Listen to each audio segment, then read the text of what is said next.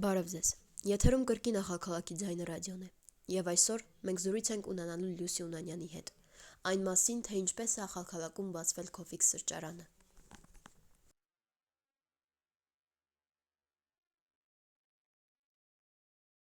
Ինչպես եք մտածել այս բիզնեսը։ Այս գաղափարը շատ հետաքրքիր սկիզբ ունի։ Գաղափարը առաջացել է եղբորս մոտ, երբ որ իր ընկերոջ հետ կանգնած են լինում փողոցում ու մի հատ վրացի մարդ ամեն դուրը թակելով ասում է սուրճ ունեք ու երբ որ տեսնում է որ չկա, ճարահատյալ ասում է էլի չքաղաք է ու հեռանում է։ Իսկ իմ եղբայրը շատ պատրիոտ մարդ է ու որոշում է որ ինչի մեր տվյալ քաղաքում այդ նման գաղափարը չպիտի լինի ու երբ որ ես եկա Երևանից ախալքալակ, քանի որ ինքը գիտեր որ իմ հետ կարելի է նմանատիպ գործեր ձեռնարկել, որոշեց գաղափարը ասեցի ինչու ոչ կարող ենք կազմակերպել սկզբնական փուլում շատ լուրջ ձախողումների հետ առաջացավ, որովհետև սկզբնական ամենակարևորագույն մասը նման գործի մեջ դա տարածքի բացակայությունն էր, քանի որ պետք է ճիշտ լոկացիա ընտրել նմանատիպ վայրերի համար, դե մենք փորձ չունենք, չգիտենք, մենք ուղղակի, այսպես ասած, այդ գաղափարով վարված մարդիկ էինք, ովքեր որ ուզում են այդ ամեն ինչ կազմակերպեին, ճիշտ է շատ դժվարություններով, վախով եւ այլն, բայց ասեցինք պետք է փորձենք։ Եվ սկզբնական շրջանում, երբ որ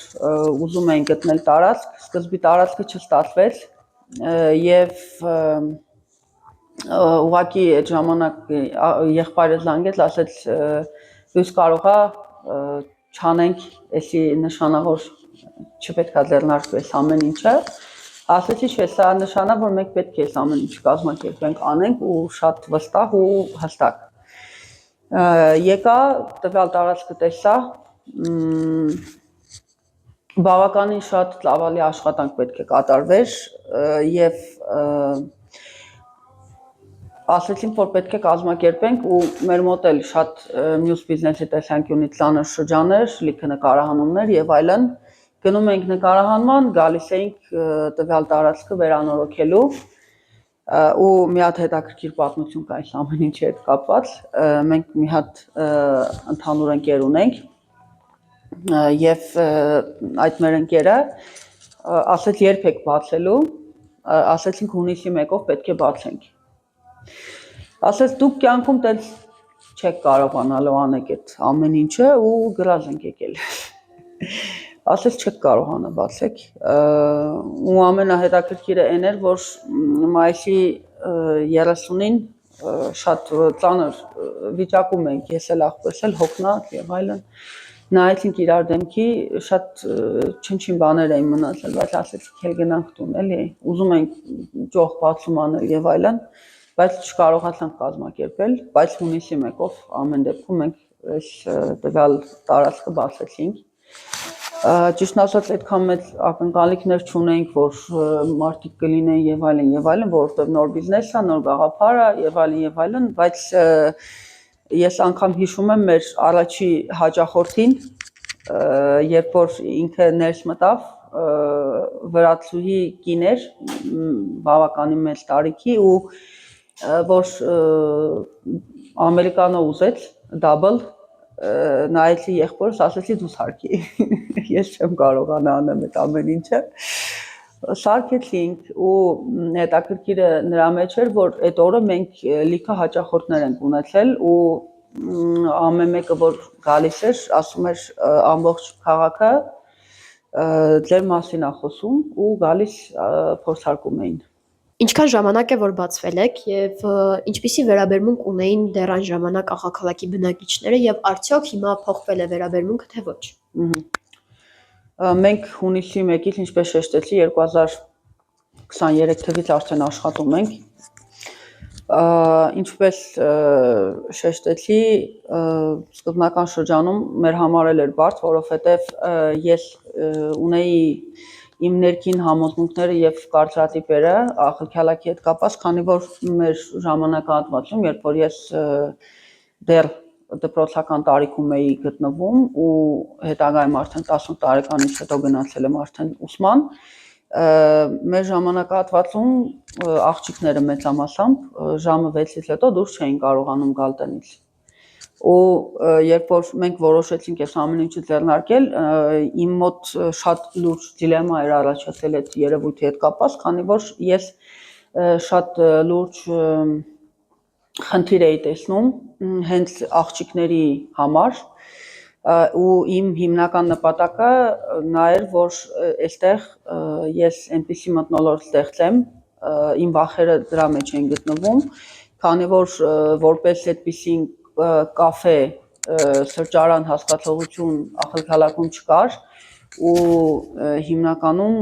խնդիրը նրանում էր, որ նմանատիպ օբյեկտները դառնում էին տղաների այսպես ասած նստելու վայր ու աղջիկները հիմնականում չէին մուտք գործում նման տեղեր եւ ես շատ լուրջ վախեր ունեի այդ ամեն ինչի հետ կապված, քանի որ գիտեի մեր մենտալիտետի հետ կապված Եվ իմ առաջի, այդպես ասած, խնդիրը, նպատակը նա էր, որ տվյալ ժամանակահատվածում երկուսից ավել է արդեն մենք աշխատում ենք եւ օբյեկտը գործում է, իմ հիմնական նպատակը հենց նա էր, որ աղջիկները նրանք կարողանային գալ հաճախել, հանգիստ մտնել տվյալ վայր, նրանց համար միջավայրը լինի բավականին հաճելի, հասանելի, ու ինչպես նաև մենք շատ լավ տեղեկացված ենք, որ ծնողները, եղբայրները եւ մնացածը նույնպես շատ մեծ ազդեցություն ունեն մեր կանանց աղջիկների վրա եւ ես պետք է փոխեի նման կարծրատիպը, տվյալ մենտալիտետը, որ կաֆե մտնելը ամոթ է, այդ ամոթ հասկացողության հետ ես Երևի թե պայքարել եմ ու պայքարելու եմ մինչև վերջ, իսկ այն ժամանակահատվածում ես մտածում էի, որ դա շատ բարդ է լինելու, ճիշտ է բարդություններ բավականին լուրջ մակարդակի լինում էին, բայց ես փորձեցի այդ ամեն ինչը հաղթահարել, նույնիսկ իմ օրինակի վրա ասեմ, որովհետև ես աշխատում եմ աղջիկ եւ ունեմ սրճարան Եվ դա հասարակության որոշակի տեսանկյունից մի քիչ այն չէր դիտվում, մինչև մարդիկ չէին մտնում եւ չէին հասկանում, թե ինչ միջավայր մթնոլորտ եւ ինչպիսին եմ ես որպես անձ։ Նման բարդություններ շատ են եղել, բայց ես շատ գոհ եմ, որ անգամ ի սկզբանե, որ մենք այս ամեն ինչը կազմակերպել ձեռնարկել էինք, մարդիկ դրական արձագանք էին տալիս այս ամեն ինչին ու ասում էին, որ ով ինչ լավ է, մեր քաղաքում կա նմանատիպ տեղ, որտեղ որ մարդիկ կարող են էլեմենտար սուրճ խմել։ Իհարկե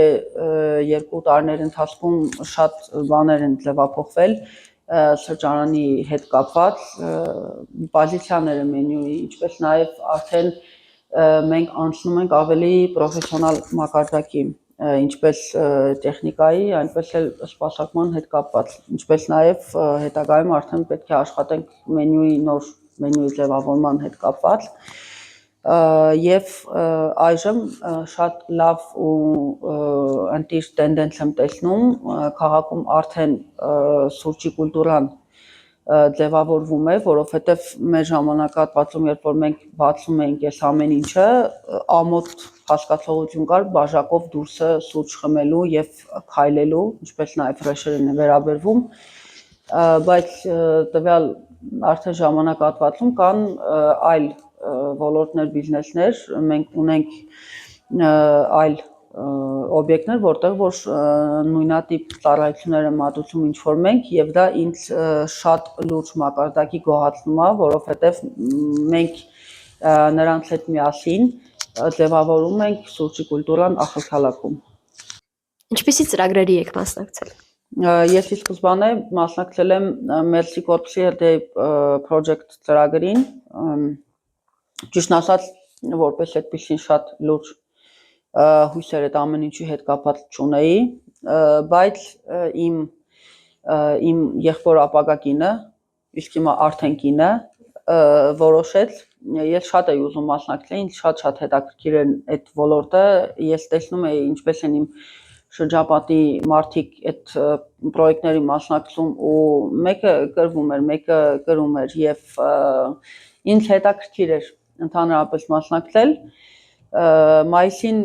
տեղի ունեցավ առաջի փուլը, ճիշտ ասած այդպես որպես այդպիսի մեծ հույսեր նման ծրագրերի հետ կապած չունեի, բայց ամեն դեպքում ես բնավորությամբ այնպիսի մարդ եմ, որը որ նախ եւ առաջ փորձում է, հետո նոր է դժգոհում ու բողոքում ինչ որ երևույթներից ու փորձեցի 3 օրյա տրեյնինգներ անցկացվեց եւ այնպես ստացվեց, որ հաղթահարեցի առաջ փուլը, երկրորդ փուլը արդեն տեղի ունեցավ Բաքուրյանում, մի շաբաթ տրեյնինգների արդյունքում ես մասնակցեցի այնտեղ եւ այնպես ստացվեց, որ կարողացա այդ ամեն ինչը հաղթահարել, բայց մի հատ հետաքրքիր գաղափար ասեմ այդ երևույթի հետ կապված, ես մի բարձ ճշմարտություն եմ հասկանում, որ այդ տվյալ ճանապարհին, եթե իմ կողքին չլինեին այն մարդիկ, ովքեր որ ինձ աջակցել, օգնել են այդ բարդ ճանապարհին, ես հաստատ չէի կարողանա այդ ամեն ինչը հաղթահարել։ Դա վերաբերվում է հենց ուզում եմ անուններով շեշտել Լյոլա Ռասյանին, Նանա Բրոյանին, Թերեզա Չիվչյանին եւ իմ հարսիկին, ինչպես նաեւ իմ ընտանիքի աջակցությամբ է ամեն ինչ տեղ ունեցել։ Տվյալ մարդիկ եւ ինչպես նաեւ հենց պրոյեկտի մասնակիցները եւ կազմակերպիչները շատ հետաքրքիր անձնակազմեր ու ամեն փուլում ես ունեցել եմ այն հոգեբանական աջակցությունը, որը ինձ օգնել է հաղթահարել բոլոր բարդությունները եւ արդեն ես ունեցել եմ այն արդյունքը, ինչ որ ունեմ։ Ներկա պայն ինչպիսի առաջխաղացում ունեք եւ հետագա պլանները ձեր։ Առաջխաղացման հետ կապված ասեմ, մենք շատ հետաքրքիր, այսպես ասած, մարքեթինգային խոդ արեցինք ի սկզբանե, այսպես սկսեցինք նկարահանել տարբեր վիդեոռոլիկներ, որոնք որ շատ մեծ դիտումներ սկսեցին հավաքել ու մարդիկ որ արդեն մտնում էին Cofix, ավտոմատ սկսում էին խոսել այդ նույն վիդեոյի շրջանակների մեջ եւ շատ լուրջ առաջխաղացում դա տվեց, դա առաջի մեր, այսպես ասած, ֆիշկան էր, որը որ մեզ օգնեց տվյալ ոլորտում, այսպես ասած, առաջ խաղալ եւ ամենահետաքրքիրը նրանում է, որ ոչ միայն Ախալքյալակի Սամսղի Ջավախեթի մասշտաբներով էինք մենք հայտնի, այլ նաեւ հայտնի էինք Մոսկվա, Սոչի, Կրասնոդար տվյալ տեղերում, ինչպես նաեւ Նինոս Մինդայի Մահակին դեպքեր են եղել, մի հատ դեպք պատմեմ, գնացել էինք եղբորս համար որոշակի առևտուր անելու, կարծեմ Գարելովկա գյուղում էինք, կանգնած սպասում ենք առևտուր անելուն, արդեն նայեցին ինձ, նայեցին եղբորս, ասում եմ, բայց երկուսի դեմքն էլ շատ ծանոթ է։ Ու հետո որ մի քիչ խորացան, հասկացան, որ ովքեր ենք ու շատ ուրախացան տվյալ փաստի հետ կապված, ինչպես նաև իմ մոտ էլ մի քիչ ուրախություն ծագեց, որովհետև դա բավականին բարդ անցած ճանապարհ էր, երկար փուլ էր, կոնտենտի նկարահանում եւ մոնտաժ, սակայն երբ որ այդ ամեն ինչի շրջանակներում արդյունքը տեսնում ես, արդեն ավելի հետաքրքիր է լինում։ Իսկ հիմա այժմ մենք փորձում ենք տարբեր ֆորմատի վիդեոներ նկարել, որպեսզի տեսնեն նաև մեր պրոդուկցիան, քանի որ մենք շեշտադրումը ուրիշ գաղափարների վրա ենք դրել, իսկ հիմա ես արդեն փորձում եմ ավելի վիզուալ կոնտենտի տեսանկյունից փոփոխություններ անել, որպեսզի ժողովուրդը հասկանան, թե ինչի հետ են իրանք առնչություն ունենալու եւ արդեն շատ լուրջ մոտեցում ու պատկերացում ունենան սուրճի կուլտուրայի վերաբերյալ եւ լինեն տեղեկացված։ Հարախոսություն, որ պետք է բիզնեսի տարբեր փուլերին տիրապետես, նոր արդեն կարողանաս ընդլայնել եւ հիմա ես արդեն իմ եղբոր հետ այդ ճանապարհին եմ, որ մենք արդեն մոտավորապես 80%-ով հասկանում ենք, թե մենք ինչ ենք արել եւ ինչ ունենք անելու եւ նպատակային տեսանկյունից շատ լուրջ նպատակներ ունենք ընդլայնվելու դեպի երևի Նինոսմինդա, Ասպինդա, Ախալցիխե եւ մնացած քաղաքներով։ Ինչպես նաեւ Ախալքալաքի մասշտաբով ենք ուզում մի քիչ հատացնենք։